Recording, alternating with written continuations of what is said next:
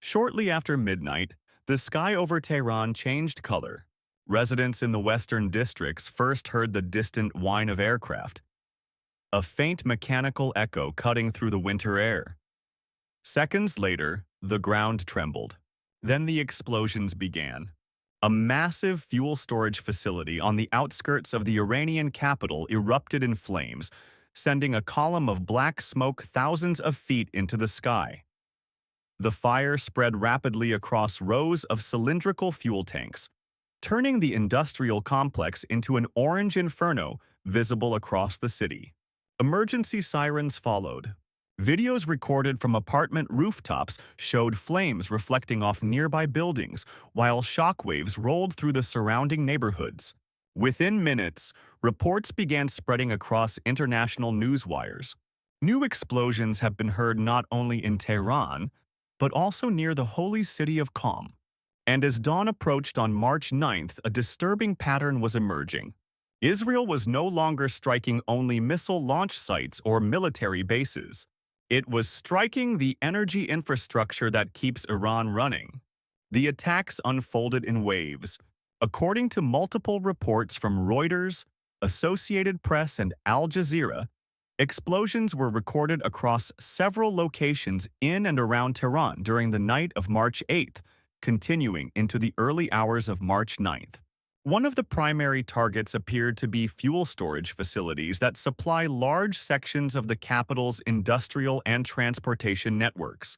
These installations are enormous. Each fuel tank can hold tens of thousands of barrels of petroleum products, gasoline, diesel, aviation fuel. When one of them ignites, the result is not a small fire. It becomes an industrial-scale blaze. Witness footage captured the moment one of these storage tanks ruptured. A bright flash, a rolling fireball, then thick black smoke rising into the night sky.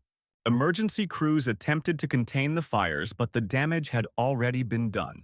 Initial reports indicated that at least 4 people were killed in the overnight strikes targeting the energy facilities. But the physical destruction may only be part of the story, because the pattern of targets suggests something deeper. This was not a random strike. It was a calculated message.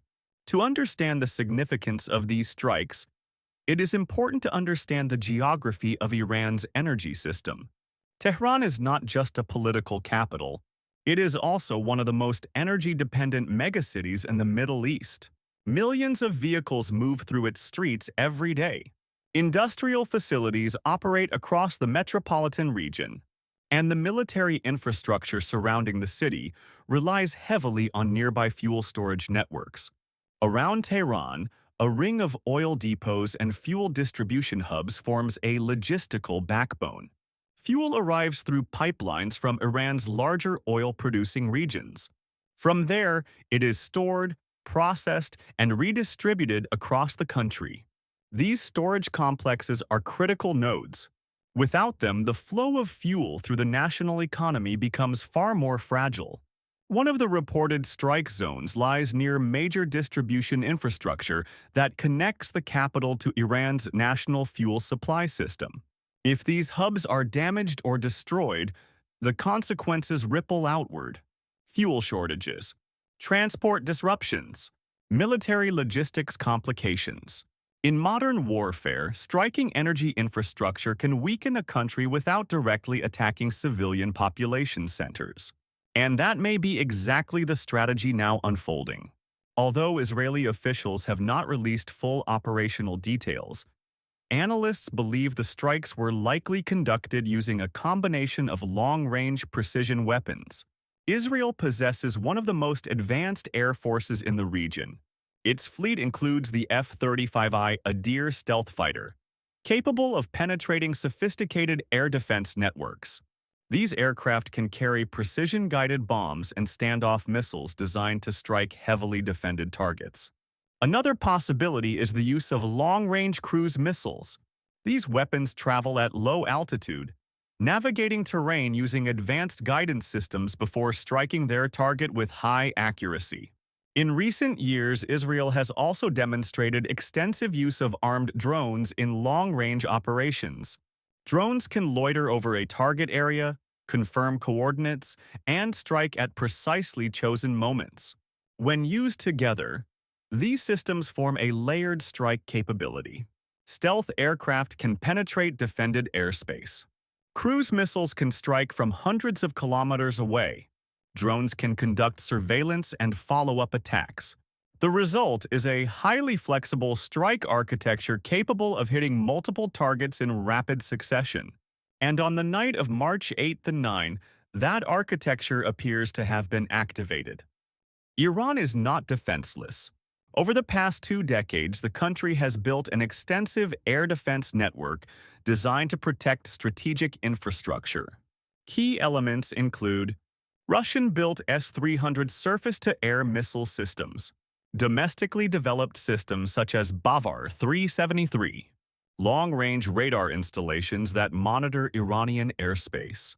These systems are intended to detect incoming aircraft or missiles and intercept them before they reach their targets. But air defense systems face a difficult challenge. They must detect threats early enough to respond. Stealth aircraft reduce radar visibility. Cruise missiles fly extremely low. Drone swarms can overwhelm defensive networks. In modern warfare, air defense is often a contest between detection and evasion. If an attacker can slip through even a small gap in radar coverage, a strike can succeed. The fires burning outside Tehran suggest that at least some of the incoming weapons did exactly that. They reached their targets, and they hit with precision. Military bases are obvious targets during wartime. Missile launchers, airfields, radar installations. But energy infrastructure plays a different role. It is the fuel that powers everything else. Aircraft cannot fly without aviation fuel. Armored vehicles require diesel. Transport networks require gasoline. Logistics chains rely on continuous fuel supply. By striking storage depots and distribution facilities, an attacker can weaken the operational capacity of an entire military system. Fuel shortages ripple through every layer of war. Aircraft sorties become limited. Ground forces face supply constraints. Economic pressure increases across the country. In this sense, energy infrastructure becomes a strategic pressure point. And the strikes around Tehran suggest that Israel may now be targeting that pressure point deliberately. But the military dimension may not be the most significant signal emerging from this conflict. Because alongside the strikes, Israel has dramatically escalated its rhetoric. Israeli military officials have warned that they will pursue any successor to Iran's supreme leader. That statement is extraordinary. It suggests that the conflict may no longer be limited to military capability. Instead, it may be moving toward the political structure of the Iranian regime itself. In other words, the battlefield may now extend into the very architecture of power in Tehran. Historically, wars in the Middle East have often focused on destroying weapon systems, missile factories, launch platforms, command centers. But targeting the leadership structure of a state represents a different level of confrontation. It transforms a military conflict into something closer to a struggle over regime survival. And if that interpretation is correct, the strategic stakes of this war have just expanded dramatically. The international reaction has been swift and uneasy. Diplomatic statements have begun emerging from multiple capitals. Among the most notable voices calling for restraint has been the Vatican. The Holy See publicly urged an immediate halt to the bombing campaign, warning that the conflict risks dragging additional countries into the war. That concern reflects a broader fear shared by many governments. Because this conflict does not exist in isolation. Iran maintains military and political relationships with armed groups across the region. Hezbollah in Lebanon, militia networks in Iraq and Syria, Houthi forces in Yemen. Each of these actors could potentially become involved if the war continues to expand. And if that happens, the conflict could transform from a bilateral confrontation into a multi-front regional war. one that stretches from the Mediterranean coast to the Persian Gulf. Military analysts are now considering several possible scenarios. One possibility is continued limited strikes. In this scenario, Israel continues targeting strategic infrastructure inside Iran while avoiding actions that would trigger full regional escalation. Another scenario involves proxy warfare spreading across the region. Iran-aligned groups could intensify attacks on Israeli positions or American military bases in neighboring countries. A third and far more dangerous possibility is direct escalation. If Iran launches a large-scale missile barrage or attacks critical infrastructure outside the battlefield, the conflict could expand dramatically. Shipping routes in the Persian Gulf could be threatened. Energy markets could react sharply, and the war could draw in additional global powers. At that point, the Middle East would not just be experiencing another round of regional conflict. It would be entering a new and far more unpredictable phase. For now, the fires outside Tehran are still burning. Emergency crews continue battling the flames at damaged fuel depots.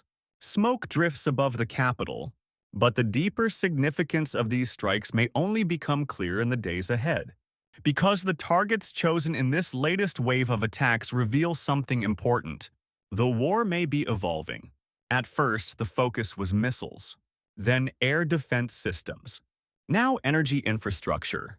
And alongside those strikes has come a new tone in the language of war, one that hints at a challenge not just to Iran's military power, but to the structure of authority itself. If that trajectory continues, the conflict between Israel and Iran may be entering a far more dangerous stage, one where the question is no longer just which weapons are destroyed, but whether the balance of power inside the Middle East begins to shift in ways no one can fully predict. And as the region waits for the next move, one thing is certain. The night sky over Tehran has become one of the most dangerous places in the world.